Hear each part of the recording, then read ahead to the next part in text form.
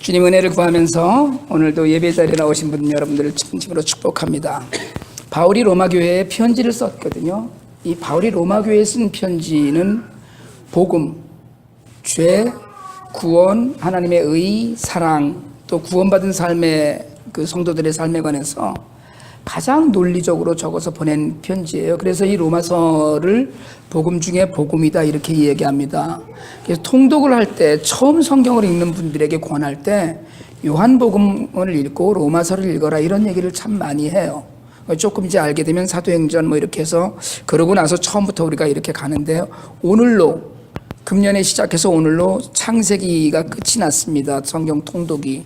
혹시 못 읽으신 분들은 내일부터 출애굽기를 읽으시기 바랍니다. 그만큼 중요한 성경이 로마서인데, 그러니까 예수님에 대해서 그리고 이제 우리가 믿는 기독교 교리에 대해서 그 차지하는 비중이 굉장히 큰 거거든요. 복음 중에 복음이라고 불리는데 오늘 우리가 읽은 이 본문은 짧지만 그 안에서 율법과 하나님의 의를 대비시켜서 우리로 하여금 그 하나님의 은혜를 다시 생각하게 합니다. 오늘 우리가 읽은 그 19절 20절에서 바울은 율법과 심판의 죄에 대해서 이야기하거든요. 우리가 흔히 율법에 대해서 잘못 생각하고 있는 것이 하나 있어요. 율법이 나쁜 것이다 이렇게 생각하고요. 그 율법에 관해서 부정적인 생각들을 많이 하는데 여러분 율법은 하나님의 선하신 뜻이 담긴 하나님의 법입니다. 율법은 하나님이 주신 법이거든요. 그러니까 뭐 우리 그 십계명 돌판 있듯이 십계명으로 주신 하나님의 뜻, 이건 너무나 선하고 좋은 것이에요. 사실은 지켜야 되는 것이고, 나쁜 게 뭐냐면 율법주의자가 나쁩니다. 이거 구분을 해야 돼요. 율법 너무 좋은 하나님의 선물, 율법주의자, 그 하나님의 법인 율법을 잘못 또는 자의로 왜곡해서 이해하거나 해석해서 그릇된 신앙생활하는 사람을 율법주의자라고 그래요. 그러니까 여러분 율법을 생각할 때 아이고 율법은 그 좋은 게 아니고 복음이 좋은 것이야 뭐 이렇게 우리가 흔히 단편적으로 이야기하고 생각할 수 있지만 주님도 이 땅에 오실 때 율법을 완성하러 오셨다고 그랬거든요. 그 이야기는 뭐냐면 율법 자체가 하나님이 선한 뜻으로 주셨다는 거예요. 다만 율법주의자들의 종교적인 행위를 통해서 뭐 자기네들은 이렇게 함으로써 예를 들자면 철저하게 뭐 안식일을 지키고 율법의 그 613가지의 율법 조항들을 다 지켜서 하나님에 대한 의무를 다했다 생각하는 그것이 아주 꼽혀라는 거죠. 그래서 구약의 율법 우리가 그러면 사실은 모세 오경을 율법이라고 토라라고 이야기합니다. 근데 예수님은 율법과 선지서를 묶어서 구약 전체를 이야기하시기도 했고요. 바울이 율법이라고 이야기할 때는 대개의 경우에는 구약 성경 전체를 그 이야기할 때 율법이라고 이야기했어요. 그러니까 이제 그걸 염두에 두고 그 생각을 하면 하나님께서는 이스라엘 백성들에게 모세를 통해서 십계명을 주셨어요. 계명 10개입니다. 그 계명 10개를 주실 때의 정신은 뭐냐면 하나님 사랑과 이웃 사랑이에요. 그러니까 십계명 1번서부터 4번까지는 하나님 사랑, 5번서부터 10번까지는 사람 사랑, 이걸로 딱 나눠집니다. 근데 이런 그 사랑의 정신을 잊어버리고 유대인들은 10가지 율법을 갖고 613가지의 율법 조항을 만들었어요. 그러니까 248가지의 꼭 해야 되는 일, 365가지의 하지 말아야 될 일, 뭐 이렇게 해서 종교적인 행위를 강조하기 시작했습니다. 그러니까 그것만 잘하면 다 된다는 거예요. 그런데 여러분 생각을 한번 해보세요. 사랑은 전혀 안 하면서 돈은 열심히 벌어다 주는데 사랑은 전혀 안 하면 여러분 뭐가 중요합니까? 가정에서 가장이 돈을 열심히 벌어다 준단 말이에요. 그렇지만 사랑은 안 해. 그 성립되지 않는 일이거든요. 그러니까 이런 식으로 믿는 것, 행위로 그냥 뭐 믿고, 늘 말씀드리지만 여러분 우리 중심 안에 있는 마음이 가장 중요해요. 그러니까 그런 그 율법을 100% 다 지켜서 하나님을 감동시킬 수가 전혀 없습니다. 그러니까 율법은 오늘 성경에서 죄를 깨닫게 하려고, 그러니까 내가 얼마나 죄인인가를 내가 이런 것도 못 지켰구나, 이걸 깨닫게 하라는 거예요. 하나님 나라의 법이 틀림없지만 그 가운데 우리의 연약함을 오히려 발견하라고 주신 거거든요, 이게. 그런데도 불구하고 이것들의 발견하라고 주신 이런 시험지를 갖다가 잘못해갖고 이걸 여러 가지를 행동하는 걸로만 생각하면 이건 옳지 않다는 거죠.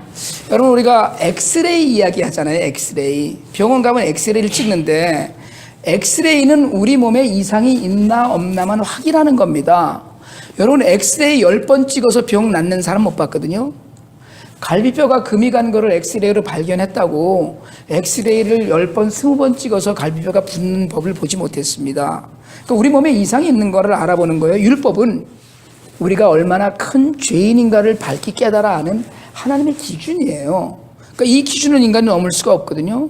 그러니까 이걸 넘을 수 없기 때문에 우리에겐 의가 필요하고 은혜가 필요합니다. 이걸 깨달아 알아야 된다는 거예요. 율법으로는 죄를 깨닫는다.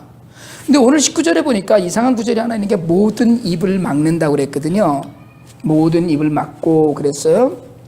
할 말이 없다는 거예요. 더 드릴 말씀이 없습니다. 그럼 누가 하나님 앞에서 무슨 말을 하겠어요?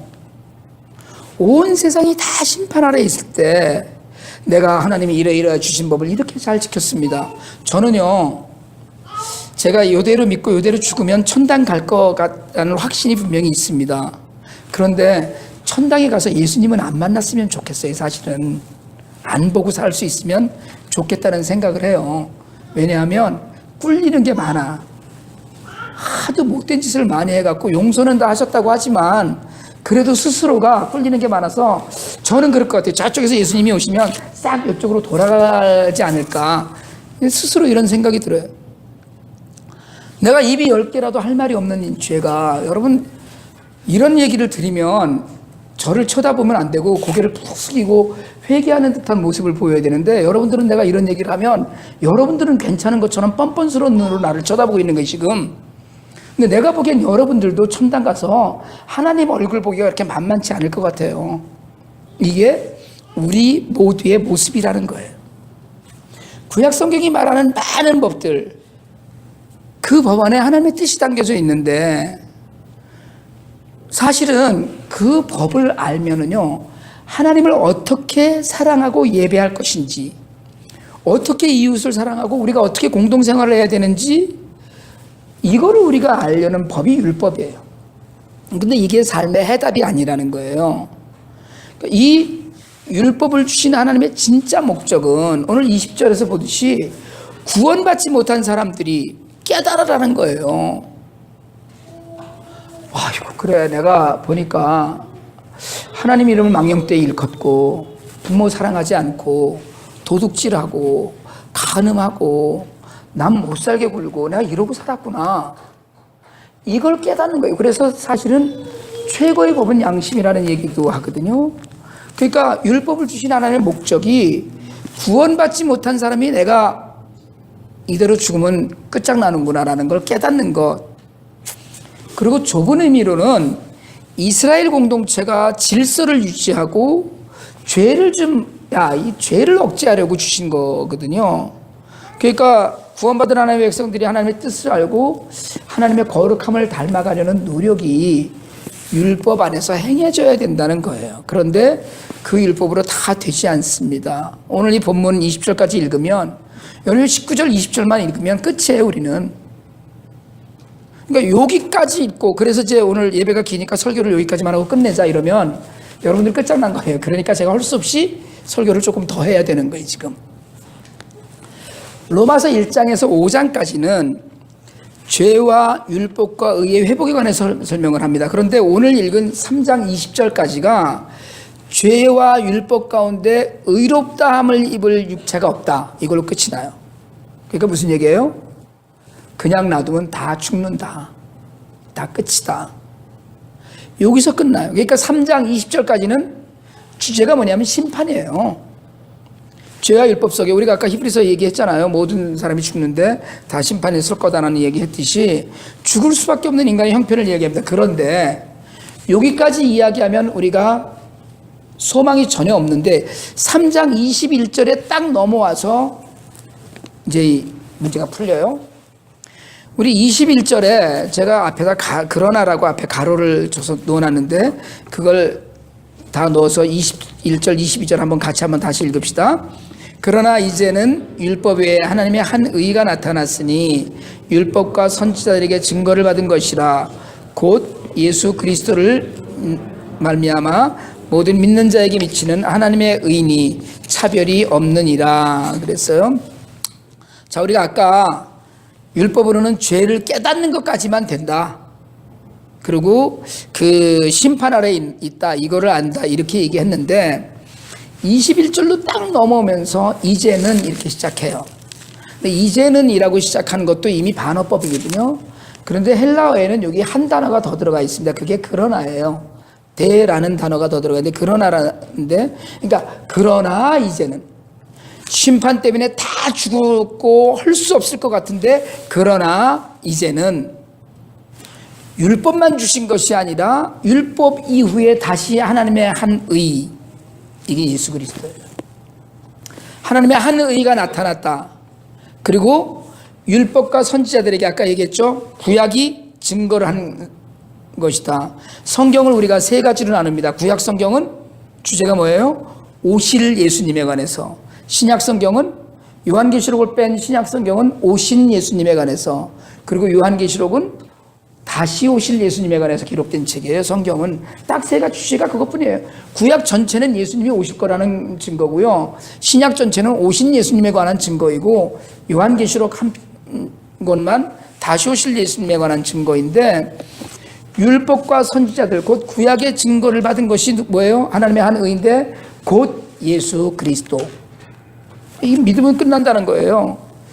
그러니까 그러나 이제는 이라고 해야지 아주 선명해진다는 거예요. 그런데 한글은 접속사를 될 수 있으면 쓰지 않고 문장을 이어가는 걸 잘 쓴 글로 이야기합니다.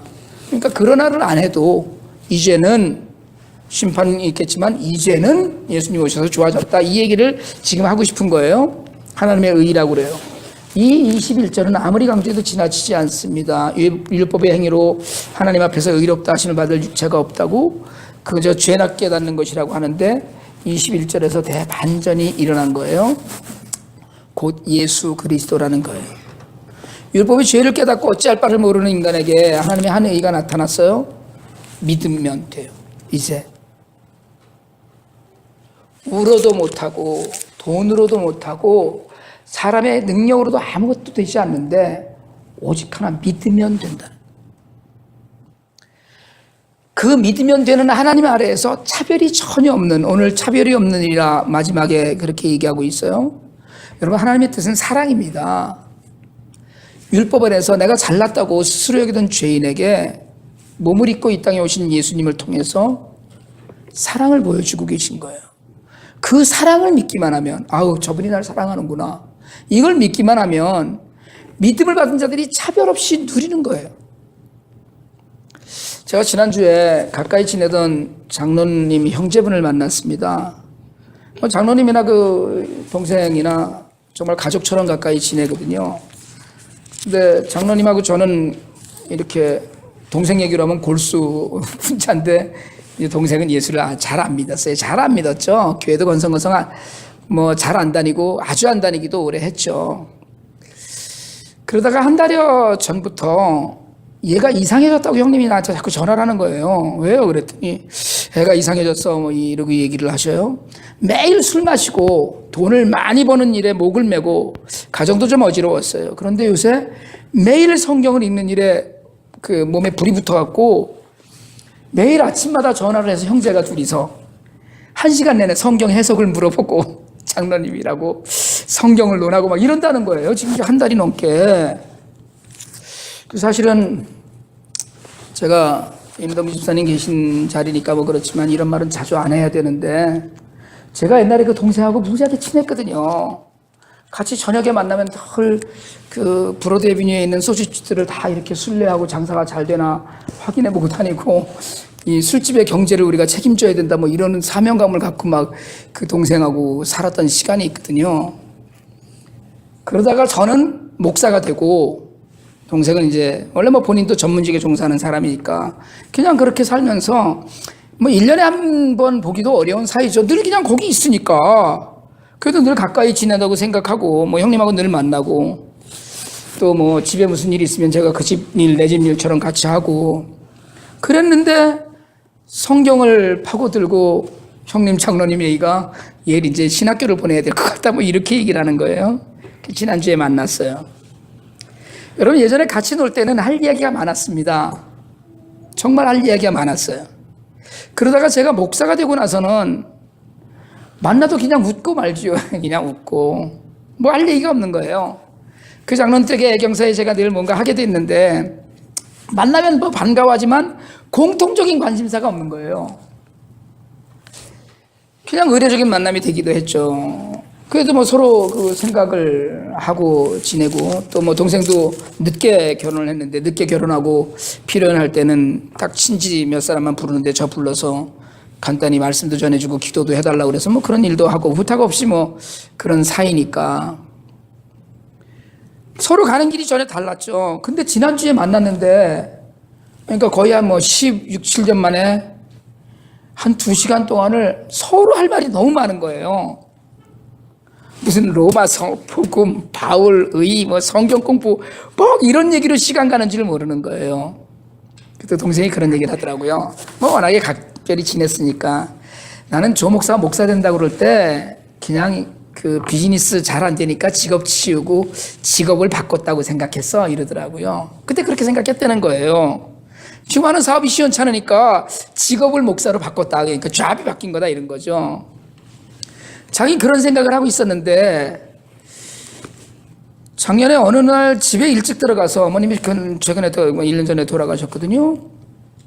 돌아가신 어머님 성경책을 그냥, 어머님은 이제 모시고 살았으니까 성경책이 놓여 있으니까 뭐 보려고 그런 게 아니라 성경책이 놓여 있으니까 그냥 아무 생각 없이 펼쳤는데, 거기에 어머님이 1993년 몇 월 며칠하고 날짜를 써놓고 다시 시작 이렇게 써놓으시고, 그리고 무슨 기도문을 써놓으셨더라는 거예요.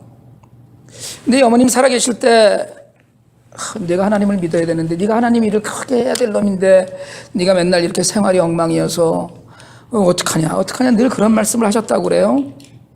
근데 그날 성경이 읽고 싶어지더래요. 읽고 또 읽는데 가슴이 뜨거워지는 거예요.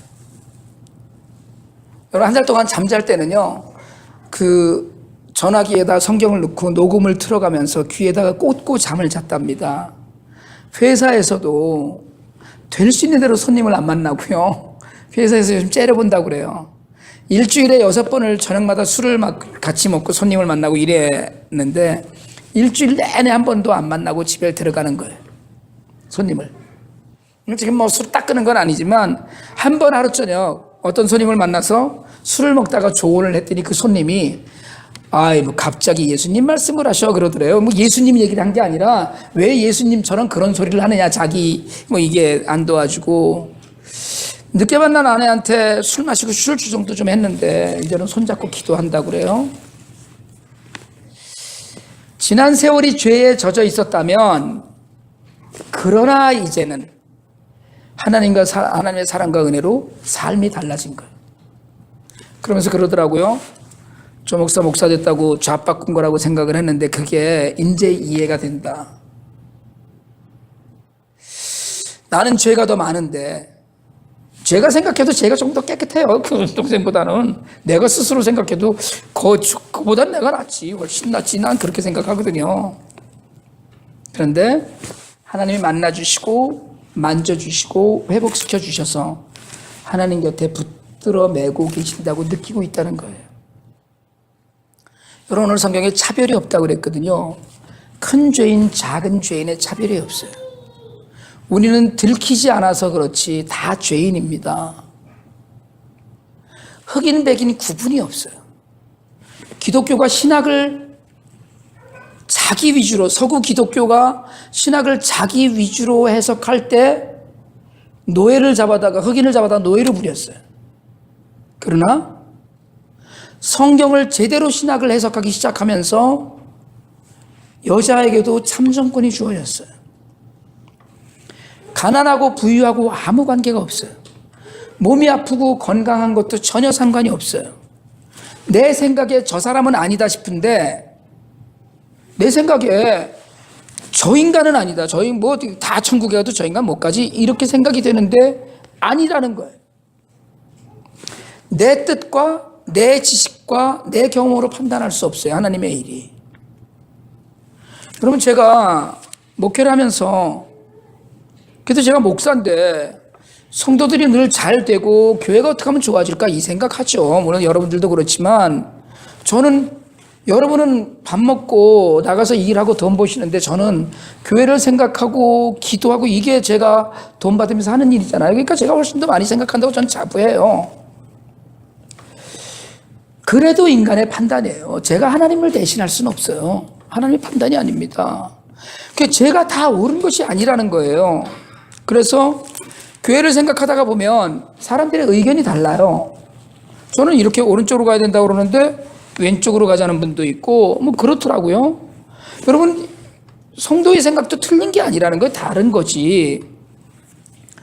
제가 전에 목회를 할 때 전에 교회에서 목회를 할 때 저랑 신앙생활하다 다른 교회로 휙 가버리고 그냥 휙 다른 교회로 가버린 걸로 끝이 나면 좋은데 뭐 동네방네 다니면서 제 험담을 막 하고 그런다는 분 이야기를 들었어요. 저는 그러면 그래서 저는 여전히 목회하고 목사고 내 교회를 지키고 있으니까 우리 교회를 나가서 다른 교회 다닌다고 다니면서 내 흉보고 다니는 그 사람은 지옥 가고 나는 천당 가느냐 난 이렇게 생각지 않아요. 난 그분도 천당 갈 거라고 믿고 나도 천당 갈 거라고 분명히 믿습니다. 한 가지 궁금한 건 천국에 가서 분명히 만날 텐데 그러면 어떡할까? 이게 좀 궁금해요 사실은. 그래서 이 땅에 있으면서 화해하고 화목하고 그게 이 땅에서 천국을 누리는 거예요.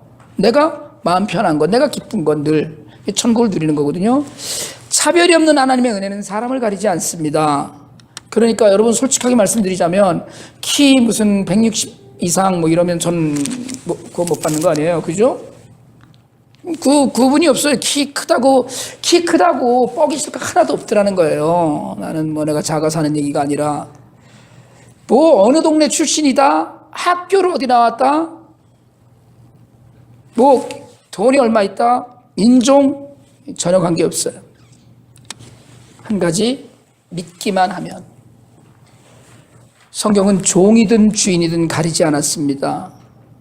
그저 조건이 하나 있다면 믿기만 하면. 오늘 이 시절에 모든 믿는 자에게 미치는 하나님의 의인이 차별이 없다고 했습니다. 솔직히 차별 없이 다 주신다는데 그 은혜와 사랑을 왜 나는 제대로 못 받는가? 그럼 그건 비극이거든요. 가슴에 손을 얹고 한번 해봅시다. 손을 얹고 나는 차별받지 않고 사랑받는다. 시작. 아멘.